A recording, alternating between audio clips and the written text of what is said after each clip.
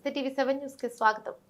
కుంభమేళాను తలపించేలా జనసేన ఆవిర్భావ మహాసభ ఉండాలి. జనసేన నేత బండారు శ్రీనివాసరావు పిఠాపురంలో జరిగే జనసేన పార్టీ ఆవిర్భావ మహాసభ కుంభమేళాను తలపించేలా ఉండాలని ఆ స్థాయిలో విజయవంతం చేయాలని కొత్తపేట నియోజకవర్గం జనసేన పార్టీ ఇన్ఛార్జి బండారు శ్రీనివాసరావు అన్నారు. రామచంద్రపురం జనసేన పార్టీ కార్యాలయం నందు నెల 14న పిఠాపురంలో జరిగే జనసేన పార్టీ 12వ ఆవిర్భావ దినోత్సవ మహాసభను జయప్రదం చేయడానికి రామచంద్రపురం జనసేన పార్టీ ఇన్ఛార్జ్ పోలిశెట్టి చంద్రశేఖర్ అధ్యక్షతన సన్నాహక సమావేశం బుధవారం భారీ ఎత్తున నిర్వహించారు. సమావేశానికి కొత్తపేట నియోజకవర్గం జనసేన పార్టీ ఇన్ఛార్జ్ బండారు శ్రీనివాస్ ముఖ్య అతిథిగా హాజరై మాట్లాడారు. మహాసభకు జనాలను ఏ విధంగా తరలించాలి అనే విధి విధానాలపై ఆయన సమీక్షించారు. తమ అధినేత పవన్ కళ్యాణ్ ఎల్లప్పుడూ జన సైనికుల శ్రేయస్సును కోరుతూ ఉంటారు. కావున ఈ మహాసభలో జన సైనికులు ఎవరికి ఎలాంటి అసౌకర్యం కలగకుండా చూసుకోవాల్సిన బాధ్యత మనందరిపై ఉందని ఆయన అన్నారు.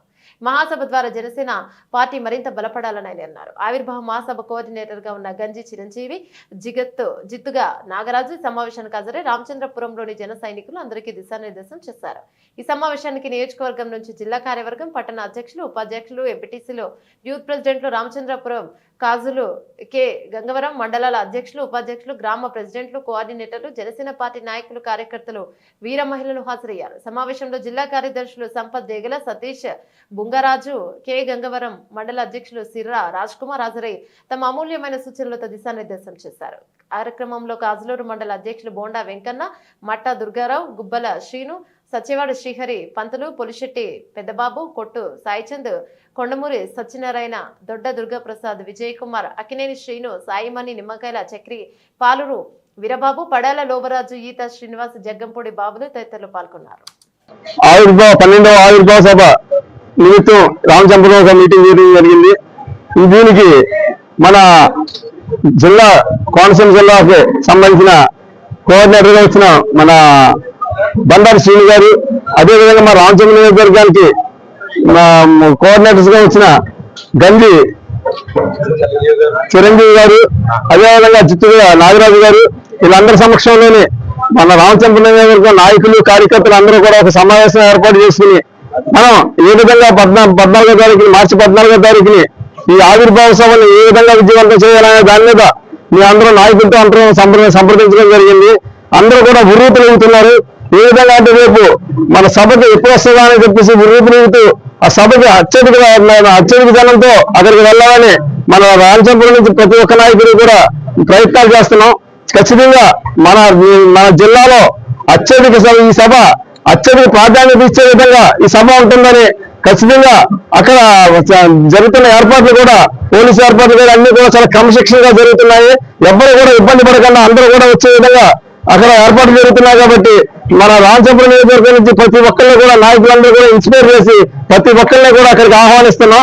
ఖచ్చితంగా ఈ సభ ఒక మన చరిత్రలో, మన రాష్ట్ర చరిత్రలో నిలిచిపోయే విధంగా ఉంటుందని కూడా మాకు పవన్ కళ్యాణ్ గారికి పవర్ వచ్చిన తర్వాత, ఆయన ఉప ముఖ్యమంత్రి అయిన తర్వాత చేసే సభ ఖచ్చితంగా సక్సెస్ అవుతుందని, సూపర్ సక్సెస్ అవుతుందని మీ అందరికీ తెలియజేస్తూ ఈ సభకు ఆహ్వానిస్తే అందరూ ఆహ్వానించడం జరుగుతుంది. జై జనసేన, జై పవన్ కళ్యాణ్ గారు, జై జనసేన, వడ్డేవాడి వడ్డేవాడి వడ్డేవాడి వడ్డేవాడి, జై జనసేన.